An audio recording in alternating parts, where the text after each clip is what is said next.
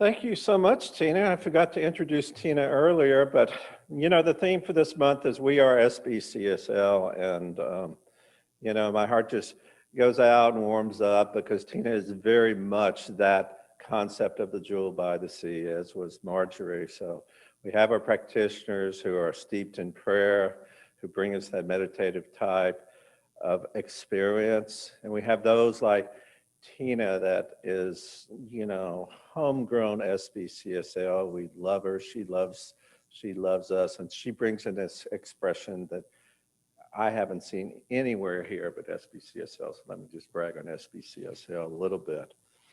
But what I'm going to talk about today is God is not motivated unless you are.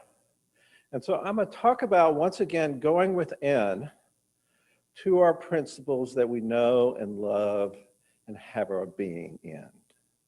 And what I'm going to talk about is what the master teacher Jesus told us: it is done unto us as we believe.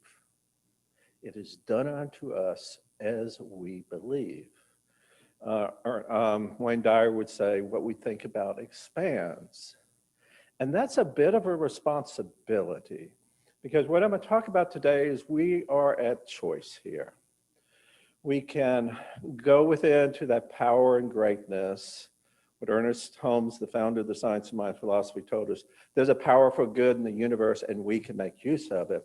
So we can make the choice to go within and really make use of that.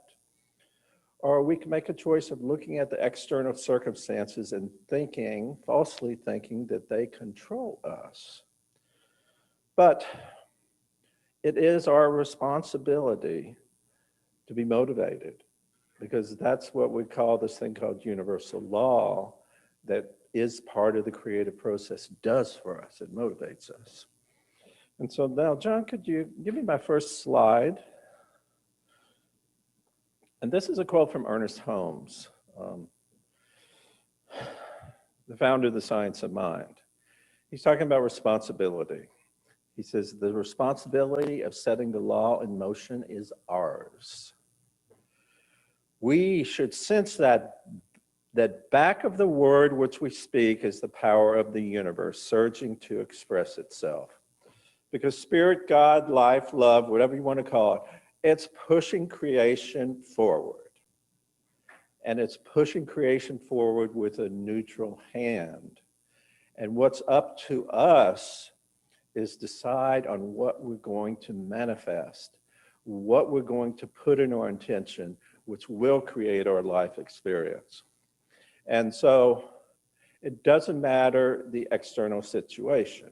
So I've told you guys that I'm slightly extroverted. I'd love to see smiling faces in the audience, even behind masks.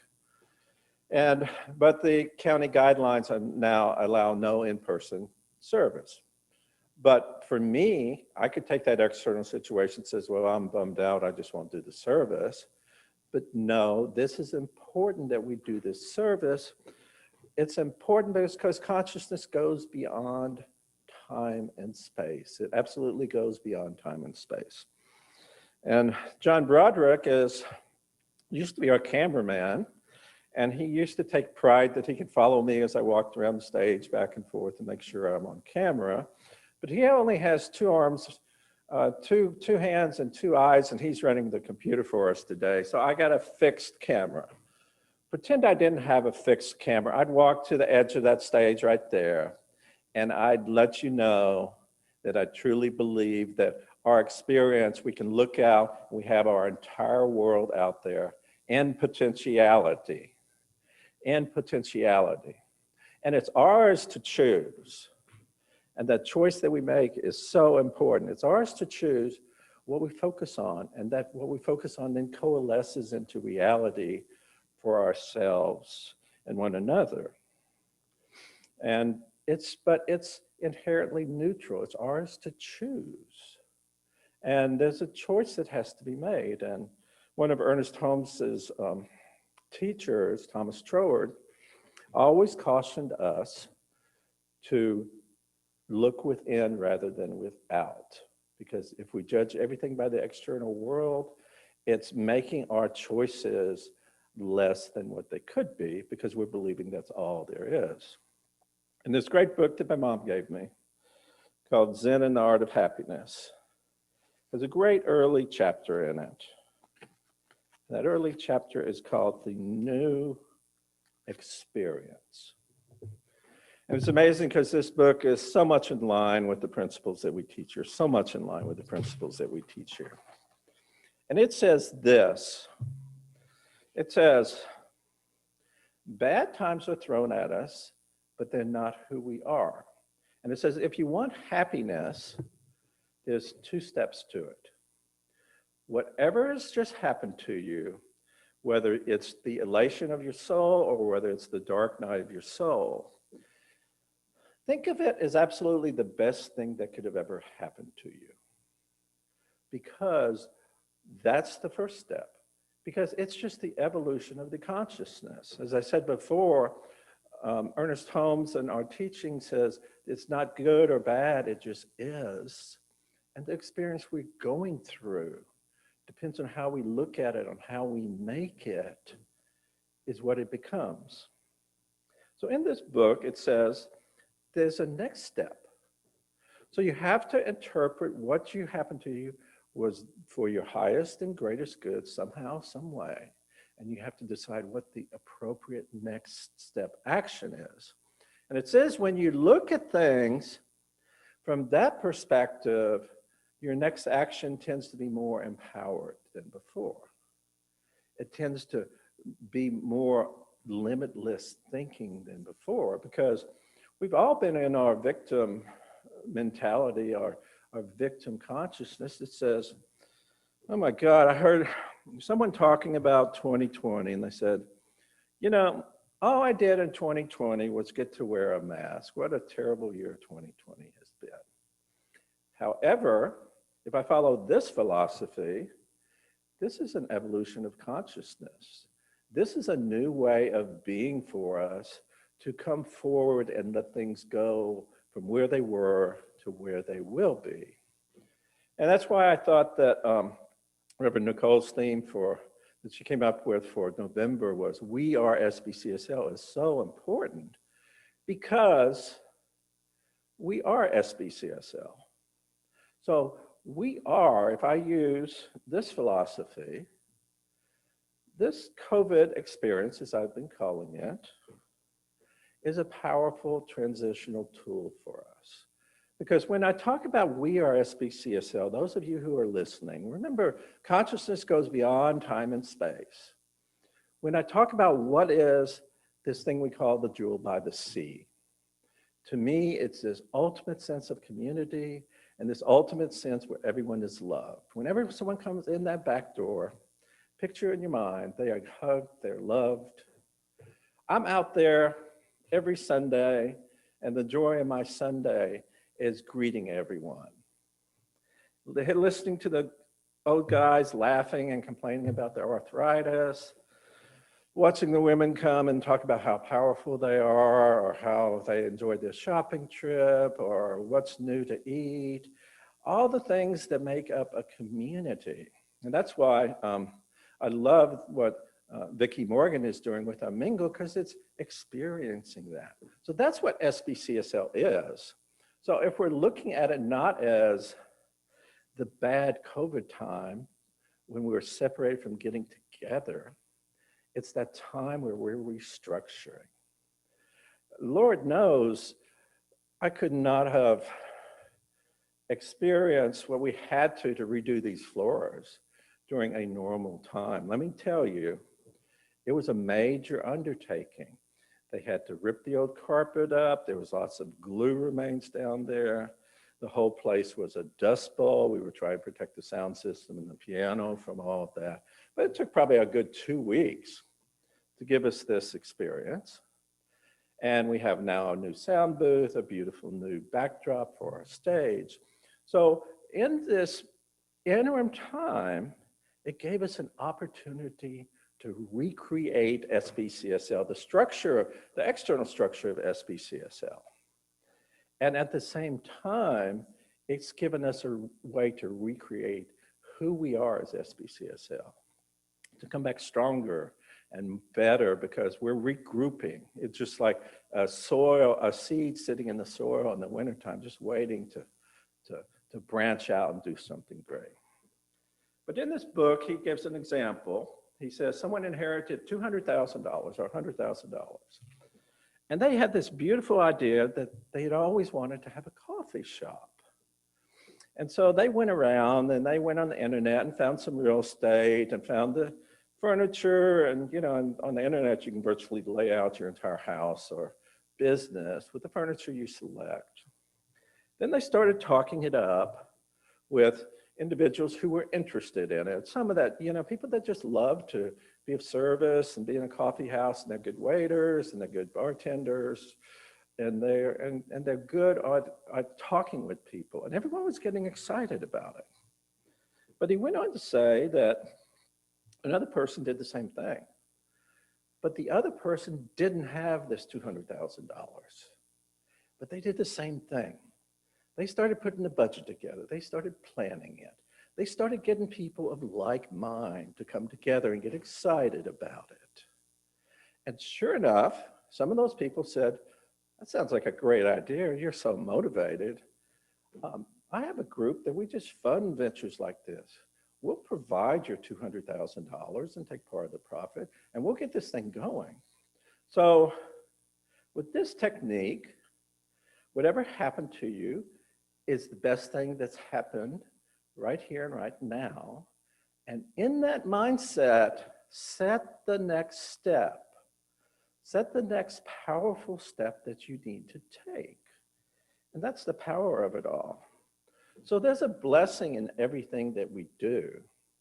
And we're always at choice. So let me step up to the stage again and remind you that the world is all in potentiality. And what you choose coalesces into what your world is going to be. So we're at this powerful place of choice. And our principles tell us, where do we choose from? We can choose from the external world, and sometimes that's easier when the external world is going good for us, or we can choose from within. Because there's a power within us. There's a joy within us. There's the absolute essence of the divine within us that doesn't go away. It's always here for us. We just have to turn to it. And sometimes when the external world doesn't look so good, it's harder for us to turn to it. But the divine in us is not limiting us. It's our choices that are just limiting us. And then what we have is we have the choice. And then we have to take that choice and put some action to it. We have to think it, we have to feel it, we have to believe it. In order to change the world, we have to set a new intention. One of the things I first learned 30 years ago in this is you keep thinking what you've thought, you keep getting what you've got. So if we're thinking old thoughts or old ways of limited ways of being, we can choose again. We can make that choice where we know what we teach about abundance. Just in that story, the person who had that beautiful creative idea for the coffee house didn't need the money up front to get it going. The universe conspired to bring everything together to make that happen. But we have to move on this intention. We have to spend time every day sitting in this feeling of what we desire through prayer, through meditation, and through vision. And then we have to go act on it. Then we have to put one foot in front of another and speak this powerful vision. Think about this fantasy. What would our life be like if we had it? And by speaking and focusing on that, we're creating that into not a fantasy, but a reality. Follow the voice of the divine inside you. And when we follow this guidance, it shouldn't feel strained. It should feel effortless, and it should feel fun, as if the joy of the divine is whatever we do. Some of us sings through us. Some of us it springs through us. Some of us, like me, it speaks to me through philosophy. But allow this essence of the divine to just bubble up and allow yourself to go to that precipice of looking at the potential and seeing the power and the best potential.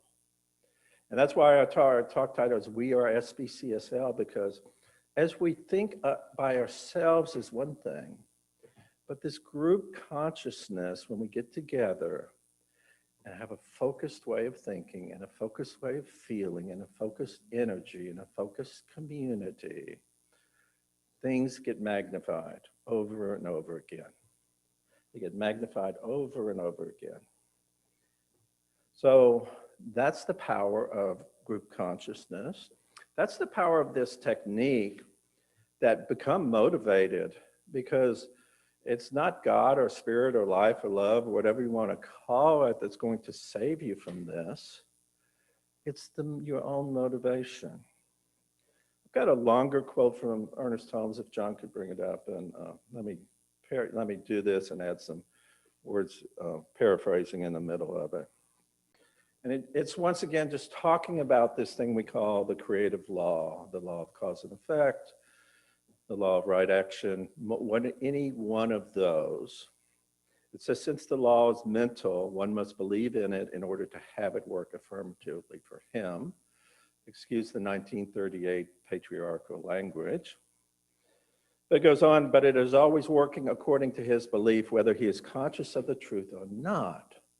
So if you're not conscious of the truth, and the truth can be just as simple as making a less empowered decision rather than a fully empowered decision that comes from the divine. Demonstration takes place through the field of the one universal mind, meaning that we think out of one mind and we're not disconnected from one another. We set the power in motion. That's ours to do. We set the power in motion and the law produces the effect.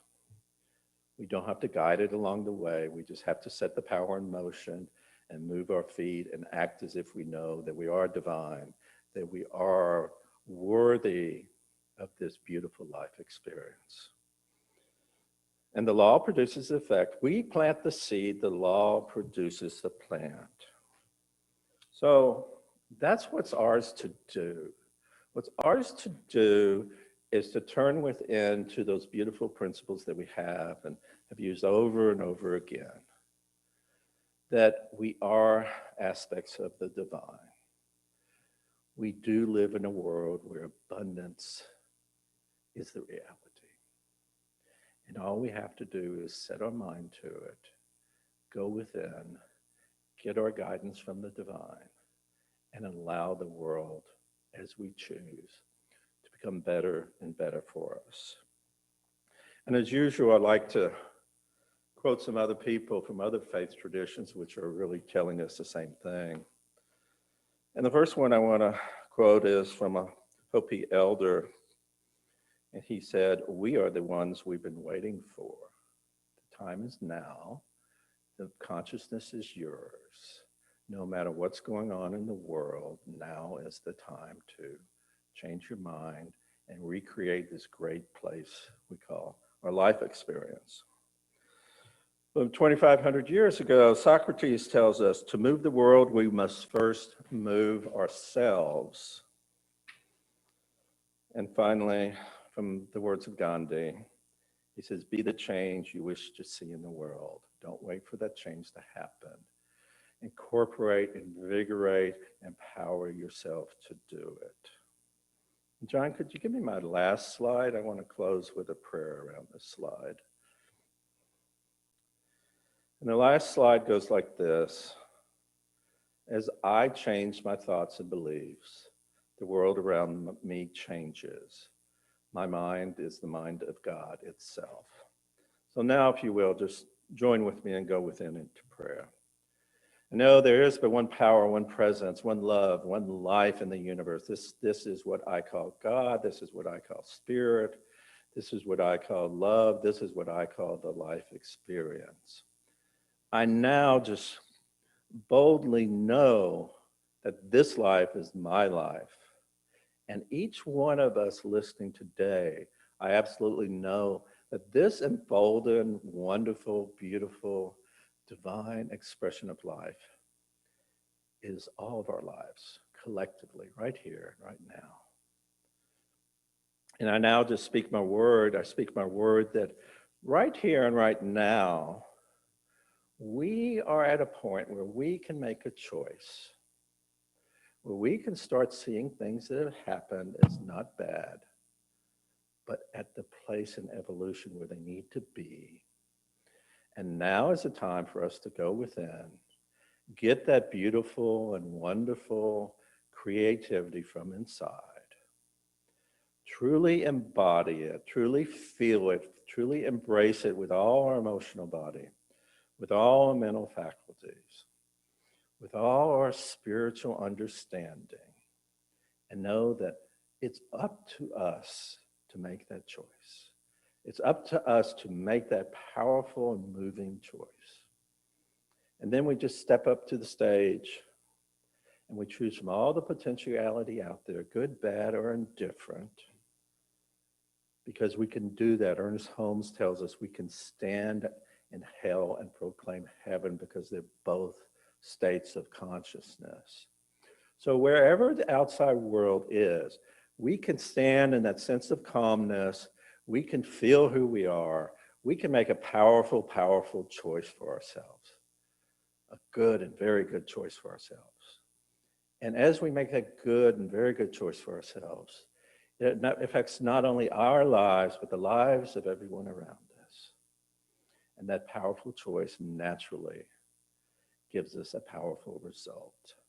And for this beautiful life experience, for this life of the divine, that's my life and each and every one of our lives, I just am truly thankful. At this week of Thanksgiving, Thanksgiving is one of the most powerful tools that we can use. Because as we're thankful for the divine life, we're turning to the divine life and it's expressing through us. For this beautiful life, for this powerful place that we are, for this divine guidance, and for this absolute knowing, I just give thanks. I release my words into the law, knowing they are done even as I speak. And help me ground this together by saying, and so it is. God bless you. I love you.